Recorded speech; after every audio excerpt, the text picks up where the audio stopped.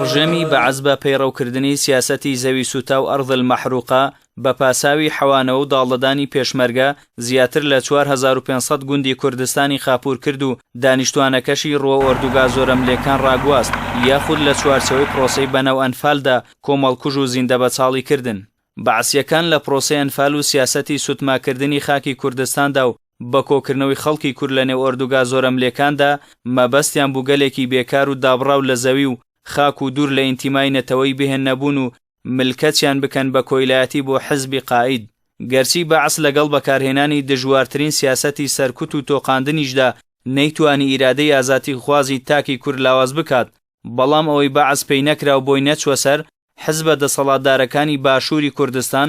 لە دوای ڕاپەڕین و دەسەڵاتی خۆماڵی کوردیەوە هەنگاو بە هەنگاو هەوڵی سەپاندن و چەسپاندنیاندا و ئەو تەونەیان هۆنیەوە کە بەعس بۆ بێ ئیرادەکردنی خەڵکی کوردستان سەرکەوتوو نەبوو لە سنین و هۆنینەوەیدا. ئاشکرا و سەلمێنراوە کە ئەنفال بە تەنها لە ڕووی سیاسیەوە پرۆسێکی شێواندن و لەناوبردن و جینۆساید نەبوو، بەڵکو پرۆسێکی نەخشە بۆ داڕێژرا و گشتگیر بوو کە لە ڕووی دەرونیەوە تێکشکاندن و ترساندنی کەسایەتی تاکی کورد بوو، لە ڕووی کۆمەڵاتیەوە لە ناوبردنی بەها و پەیوەندیە کۆمەڵاتیەکان و لە ڕووی ئابووریەوە تێکدان و وێرانکردنی ژێرخانی ئابووری بوو. دوای تێپەڕبوونی نزیکەی 3 دەیەش لەو پرۆسە نەگریسە و لە سایە دەسەڵاتداری خۆماڵی کوردیدا هێشتا زۆرێک لەو ناوچانەی کە کەوتونەتە بەرشاڵاوی ئەنفال بە وێرانەی یاخود نیم چاوەدانی ماونەتەوە و حکوومەت نەک تەنها دەست یاوەدانی بۆ نەبردوون، بەڵکو لە چوارچەوەی سیاسەتی بە موچەخۆرکردنی کۆمەڵگەدا ڕێگری لەوەش کردووە دانیشتوان و جوتیارانی ئەو گوندانە زێدی خۆیان ئاوەدان بکەنەوە و ڕۆڵیان هەبێت لە پێشخستنی ئابووری وڵاتەکەیاندا.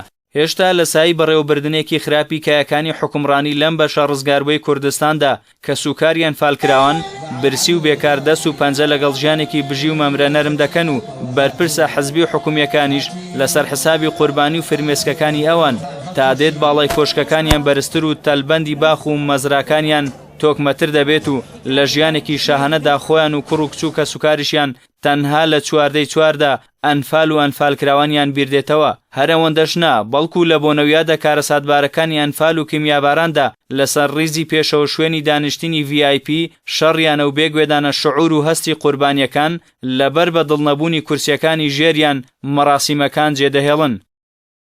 هێشتا دەیان جاش و مستەشار کە کەواسووری بەرلەشکری بەعز بوون بۆ کاولکردنی کوردستان و ئەنفالکردنی زیاتر لە 182,000 مرۆڤی بێتاوان بە ڕۆژی ڕووناک و بە پێشچاوی کە سوکاری ئەنفالکراوانەوە دەسوڕێنە و هیچ حزب و بەرپرسێکیش جوراتی ئەوەی نەکردووە لە گوڵ کاڵتریان پێ بڵێت. هەر ئەوەندەش نا، بەڵکو جاش و مستەشارەکانی بەشدار لە پرۆسەی ئەنفال لە سای حکمی خۆماڵی کوردیدا یا پۆست و پلەی باڵان پێدرا یا بە پلەی لیوە و عەمیدوەک و قارەمان خانەنشین کران یاخود دیوەخانیان بۆ ڕازاندنەوە و دیوەخانانەیان بۆ بڕینەوە.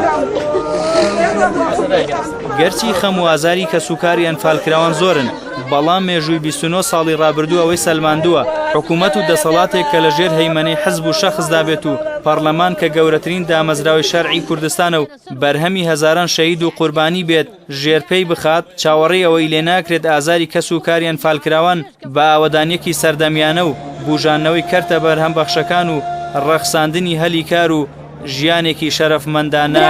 ساڕێژ بکات. هەر خۆ بابەت ئەو مستەشارانە ئێمەی گردووە ئیساکێ مانگی 3 ملیۆنیە دەنێ و دەرماڵانەیان بۆ بڕینە تۆ ێژم لە ڕێی خوا سجنیان کە سجنیان ناکەن.